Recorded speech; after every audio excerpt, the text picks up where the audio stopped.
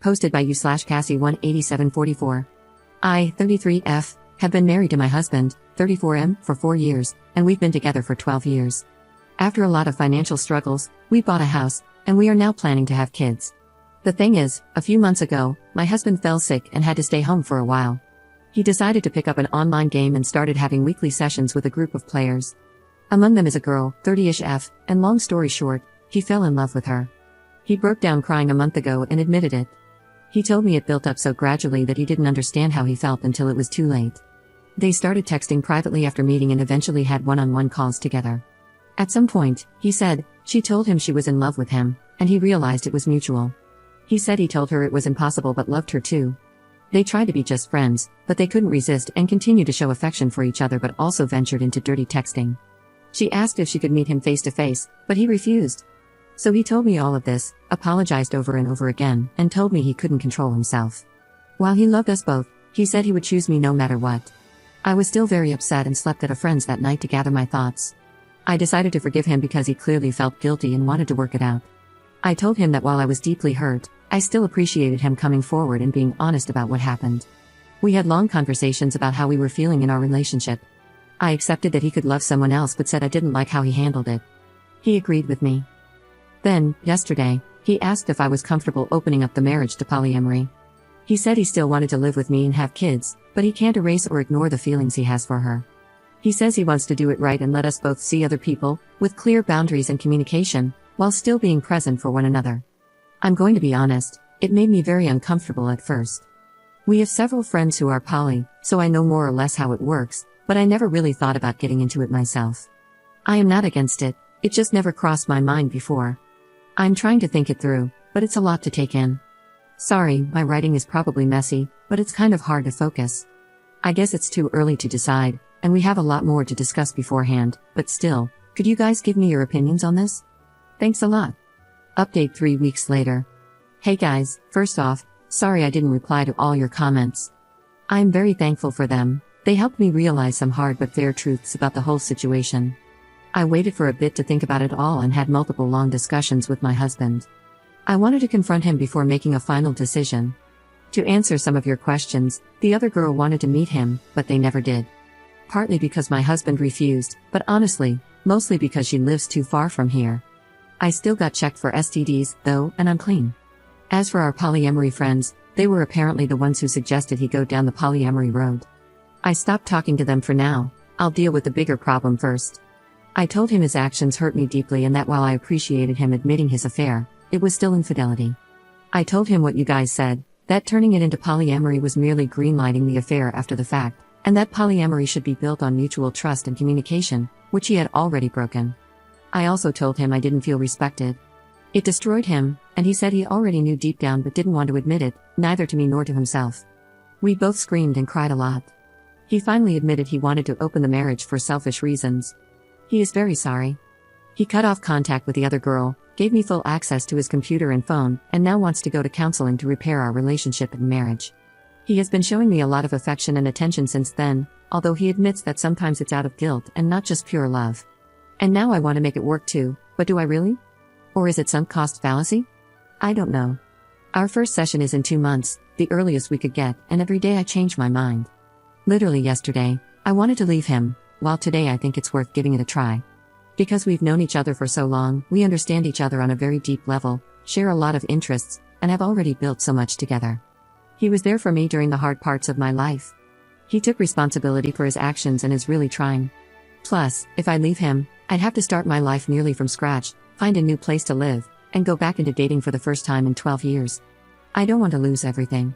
It sounds very hard and scary. Am I not too old for this? But at the same time, that's a form of denial, isn't it? It doesn't matter if those years were good, it's not going to be the same. Even if he gains my trust back, even if I forgive him, I'll never forget. I think he is genuinely remorseful, but isn't it too late for that? I am too empathetic. His being present now doesn't erase what was done. Do I want to stay not because I still believe in this relationship, but because I don't have the strength to ask for a divorce? Because it's the easy choice, some kind of codependency? I have no idea. I can picture both paths clearly, and it's tearing me apart. I am lost, maybe even more than I was when I wrote my previous post. I've lost sleep and appetite, and I'm not sure I enjoy anything in my life anymore. I booked an appointment with a psychologist, for me alone, to help with this whole thing. I am sorry, at this point, I am rambling. I know I am the only one who can decide what's okay and comfortable for me or not. It's ultimately my choice and my choice only.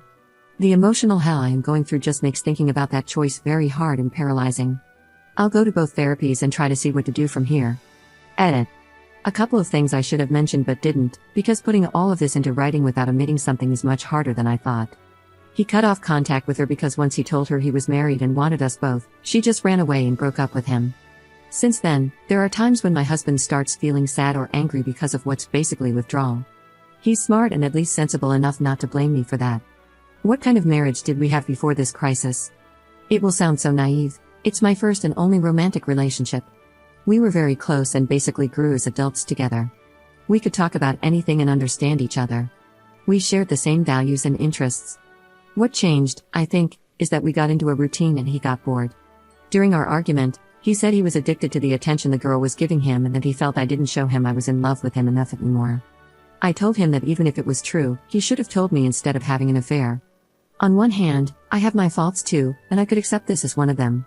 On the other hand, I was taking care of him and the house while he was sick. I don't think he believes it, and I don't think he means it. But it makes me wonder whether I was actually a good wife for him, even though I am not responsible for his actions. Thanks again for your support, everyone. It's a lot to process, but it helps me so much. Second update 3 months later. So, we are divorcing. A huge amount of things have happened over these last 3 months. I'll quickly summarize. So, my soon-to-be ex-husband had an emotional affair online and tried to make me greenlight it by asking for an open marriage, where we'd be allowed to have side adventures. I refused, and his affair partner dumped him. He begged me to try to reconcile with him, to which I agreed while I was actually trying to prepare my exit. We both went to individual therapy, still am.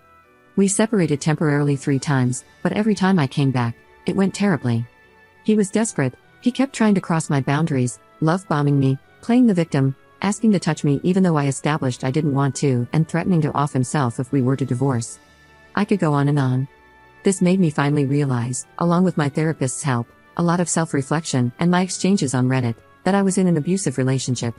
Which is an important part, actually the most important part, of this update. Please look up definitions and examples of abuse, because I had no idea that what my husband had been doing all these years, even before the affair, counted as such.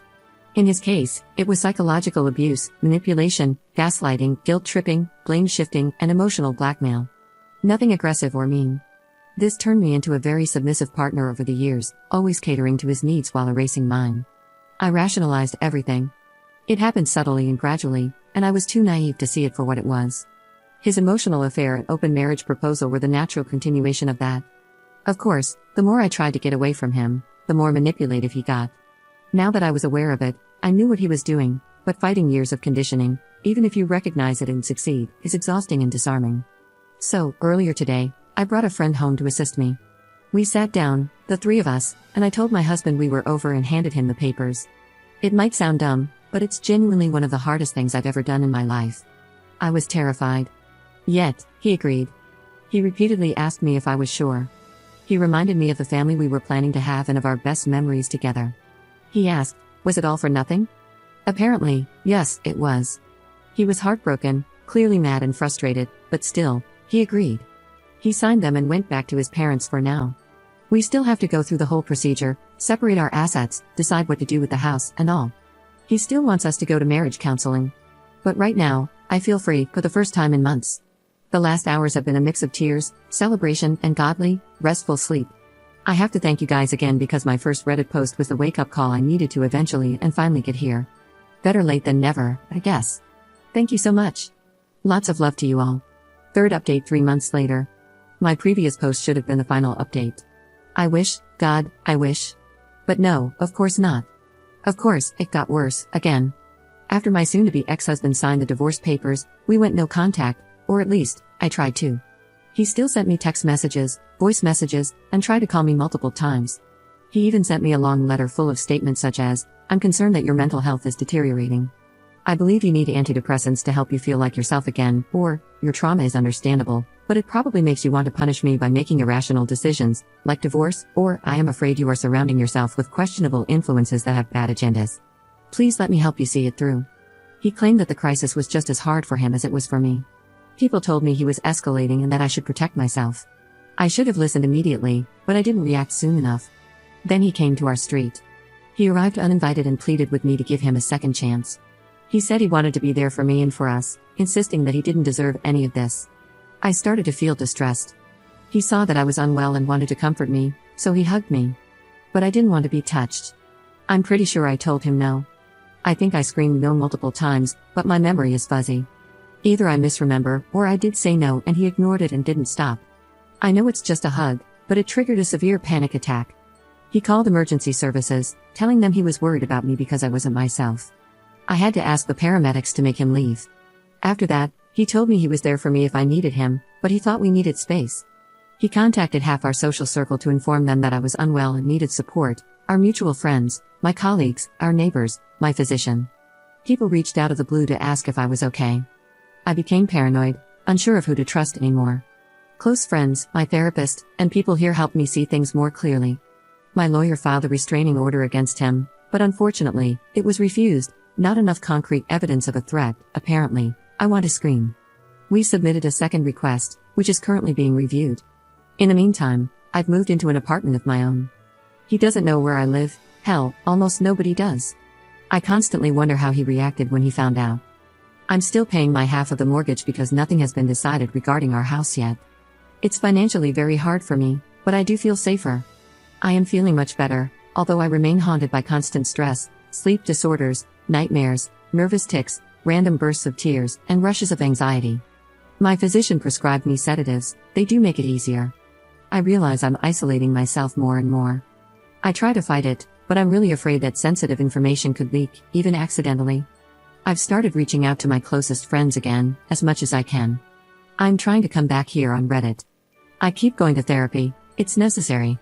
Because one part of me, the part he cultivated for so long, urges me to stop all of this, to go back to the house, cancel the restraining order, cancel the divorce, call him, apologize, and repair our relationship. It would be insane. I am not going to do that. I do not listen to that little voice. I don't, but when your defenses are attacked over and over again, it becomes incredibly hard to reason properly. I can't wait for the divorce to be over. I just want to move on. I want all of this to be behind me. I'm sorry this is bleak. I wish I had left sooner. I just hope this can help someone, anyone.